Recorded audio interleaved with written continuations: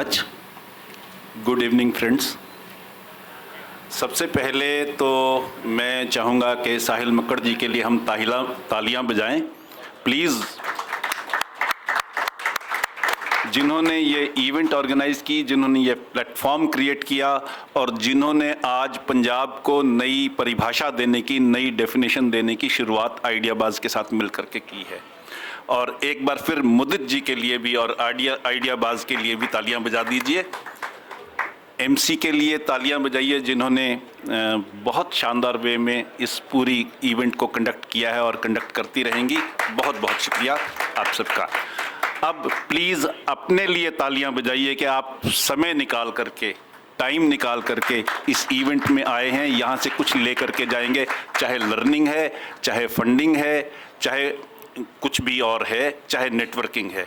सो बहुत कुछ लेकर के जाएंगे, अपने लिए तालियां बजाइए। बहुत बहुत शुक्रिया। मुझे कहा गया है कि एक पति की आत्मकथा सुनाएं, पर उससे पहले मैं एक चीज़ कहना चाहूँगा जो आइडियाबाज़ और पंजाब एंजल नेटवर्क ने मिल करके आज की है। एक ज़माना था, नवनीत जी फिल्म इंडस्ट्री से हैं, वो इस चीज़ को बेहतर समझती हैं और आप सब भी समझते हैं, जब उड़दा पंजाब नाम की फिल्म आई थी। पंजाब उस चीज़ के लिए जाना गया था। मेरा नाम भी इंसिडेंटली पीके है, हमेशा लोग 8 बजे के बाद पीते हैं, मेरा नाम ही पीके हो गया।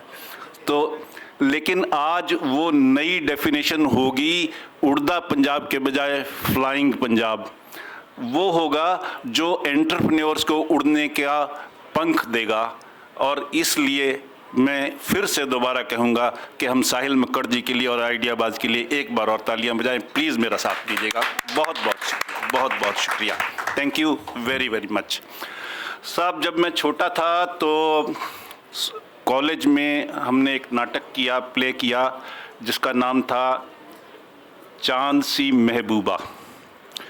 मैं उसमें हीरो था और जो हीरोइन थी वो सचमुच चांद की तरह सुंदर थी।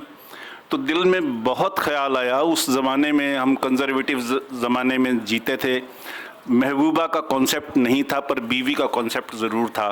तो दिल में ख्याल आया कि चांद सी बीवी हो तो ज़िंदगी बन जाएगी। अब चांद सी बीवी पाने के लिए रोज़ मंदिर जाना, भगवान से प्रार्थना करनी, हे भगवान चांद सी बीवी दे दे, हे भगवान चांद सी बीवी दे दे। शादी हुई, सचमुच चांद सी बीवी मिल गई, ये मेरी खुशकिस्मती थी। सुन लीजिए क्या कुछ हुआ। पहुंचा जब मैं शादी की रात, घूंघट उठाया, देखा और बेहोश हो गया। जब होश आया तो भगवान के मंदिर गया, कुछ भी और करने से पहले, हे भगवान मैंने चांद सी बीवी मांगी थी, आपने क्या दिया? उन्होंने उंगली उठाई और नील आर्मस्ट्रांग वहाँ पर पेश हो गए। उन्होंने पूछा उनसे, भगवान श्री कृष्ण ने, नील आर्मस्ट्रांग तुम चांद पर गए थे? नील आर्मस्ट्रांग बोले, हाँ यस प्रभु मैं चांद पे गया था। वहाँ क्या देखा था? नील आर्मस्ट्रांग बोले, प्रभु वहाँ मिट्टी थी, ढेले थे, पत्थर थे, खड्डे थे, चट्टानें थी। भगवान श्री कृष्ण ने मेरी तरफ देखा, क्या कोई फ़र्क है चेहरे में और चांद में? मैं चुप हो गया, बर्दाश्त किया, ठीक है, चलता रहा। पर फिर कुछ समय के बाद मैं जब कुछ और हुआ तो मैं भगवान के पास फिर दोबारा गया, भगवान प्रभु जी आपने क्या किया? मूड स्विंग्स देखो कितने होते हैं इसके। तो भगवान ने कहा, अच्छा तुमने कभी चांदनी रात देखी है, पूर्णमासी की रात देखी है? हाँ हाँ प्रभु बहुत सुंदर होता है, चांदनी रात होती है, रात खिली हुई होती है, बहुत मज़ा आता है। कहते उसके बाद क्या होता है? मैंने कहा उसके बाद? प्रभु बोले उसके बाद चांद यूं घटता है, फिर यूं घटता है, फिर यूं घटता है, फिर यूं घटता है, अमावस आ जाती है, तो मूड स्विंग क्यों नहीं होंगे? मैंने कहा प्रभु ठीक है, आप जो कहते हैं बिल्कुल सही है। 2 महीने के बाद फिर मैं प्रभु के पास गया, प्रभु अब भी मेरी शिकायत सुनिए। कहा क्या हुआ? मैंने कहा प्रभु ये तो हमेशा मम्मी से बात करती रहती है, उनसे जो सीख मिलती है वो मेरे तक पहुंचाती है, मुझे तंग करती रहती है। प्रभु ने कहा अच्छा तुमने कभी ज्योग्राफी पढ़ी थी? मैंने कहा प्रभु हाँ स्कूल में भी कॉलेज में भी ज्योग्राफी पढ़ी थी। तो फिर तुम्हें ये मालूम नहीं है कि चंद्रमा की अपनी कोई रोशनी नहीं है, तो रिफ्लेक्टर है, तो कहीं से जहाँ से आएगा वहाँ से रिफ्लेक्ट ही तो होना, तुम शिकायत क्यों कर रहे हो? प्रभु आप जो कह रहे हैं ठीक है, बिल्कुल सही है।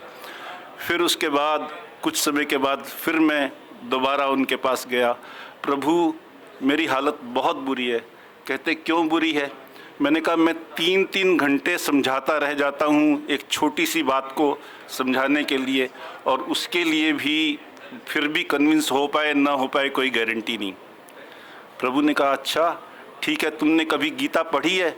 मैंने कहा प्रभु गीता पढ़ी ही नहीं, मैंने तो गीता का अनुवाद भी किया है, हिंदी पोएटिक एडाप्टेशन की है। अच्छा फिर ये बताओ गीता में कोर संदेश क्या था? मैंने कहा प्रभु कोर संदेश तो यही था कि अपना कर्तव्य करो, कर्तव्य को छोड़ करके मत जाओ, कर्तव्य को पूरी तरह से करो। कहते ये कोर संदेश तुम्हें मुझे बताने में कितना समय लगा? मैंने कहा प्रभु 30 सेकंड के आसपास। प्रभु बोले अच्छा ये बताओ गीता में कितने श्लोक हैं, कितने अध्याय हैं? मैंने कहा प्रभु जी 18 अध्याय हैं, 700 श्लोक हैं। कहते अर्जुन को ये कॉन्सेप्ट समझाने के लिए कि अपना कर्तव्य समय पर करो, उसे मत छोड़ो, मुझे 18 अध्याय तक बोलना पड़ा, 700 श्लोक बोलने पड़े, तब जाके अर्जुन को समझ में आया अरे वो तो फीमेल है, उसको समझाने के लिए अगर तुम्हें 3 घंटे लगे तो क्या लगा? मैंने कहा प्रभु आप जो कहते हैं बिल्कुल सही है, मैं Guinness world record holding author हूँ, फिर भी दुनिया में मुझे कीनोट स्पीकर तक बुलाते हैं, मेंटरशिप के लिए बुलाते हैं, सब चीज़ों के लिए बुलाते हैं, मैं अपनी वाइफ को कन्विंस नहीं कर पाते। कहते तुम ये बात जो कह रहे हो कि तुमने Guinness world record holding author हो, तो उसमें शर्त क्या थी?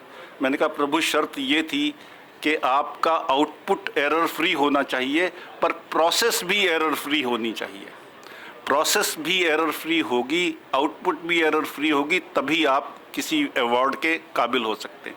तो प्रभु ने कहा अब यहाँ पर तुमने प्रोसेस क्यों नहीं चेक की? मैंने कहा क्यों? कहते प्रभु तुमने मांगा क्या था? मैंने कहा प्रभु चांद सी बीवी। तो कहते फिर चांद के सारे फीचर ही तो उसमें आएंगे ना, तुमने चांद सा मुखड़ा थोड़ी मांगा था, चांद सी बीवी मांगी थी, तो चांद सी बीवी के जो फीचर्स हैं वो भी तो उसमें आएंगे, उसमें मूड स्विंग भी होगा, उसमें रिफ्लेक्शन का भी काम होगा, तो इसमें क्या तुमने ऐसा प्रोसेस अपनी नहीं चेक की? मैंने कहा प्रभु फिर तो संन्यास लेना पड़ेगा। कहते संन्यास लेना पड़ेगा, पर एक चीज़ तुम बताओ। मैंने कहा जी प्रभु क्या वो तुम्हारे पास भाग के आई थी? मैंने कहा नहीं प्रभु, तुम पी पी पी करते हुए 500 आदमी लेकर के डांस करते हुए उसके घर गए थे, तो अब तुम सन्यास तो लो पर गृहस्थ सन्यासी बनो। तब मैं मॉन्कशिप में गया, मैं सचमुच सन्यासी हूँ पर गृहस्थ सन्यासी हूँ। गृहस्थ सन्यास की स्टोरी मेरी बीवी के कारण है, क्रेडिट उसको जाता है, क्रेडिट इसका सन्यास का, स्पिरिचुअलिटी का, सारी चीज़ों का। अब मैं सिर्फ आपसे वही चीज़ दोबारा कहना चाह रहा हूँ, आज जितनी भी लर्निंग है उस लर्निंग को बांटना, उस लर्निंग को आगे शेयर करना और उस पे ग्रेटिट्यूड फील करना। अगर हमें कहा जाता है हिंदुस्तान में कि अगर आपके पास भोजन फालतू हो तो अपने डाइनिंग टेबल्स का साइज़ बढ़ा दो। आपके पास एज इन्वेस्टर फंडिंग है, आपको ग्रेटिट्यूड वाली बात है कि आप स्टार्टअप को हेल्प कर रहे हो, और स्टार्टअप के लिए ये ग्रेटिट्यूड वाली बात है कि कोई आदमी आप पे ट्रस्ट करके आपको फंडिंग दे रहा है। दोनों तरफ ग्रेटिट्यूड हो, इस भावना के साथ, इस इमोशन के साथ और इस लॉजिक के साथ, इस ज़िंदगी के पर्पज़ के साथ हम आगे चलें, यही प्रार्थना है।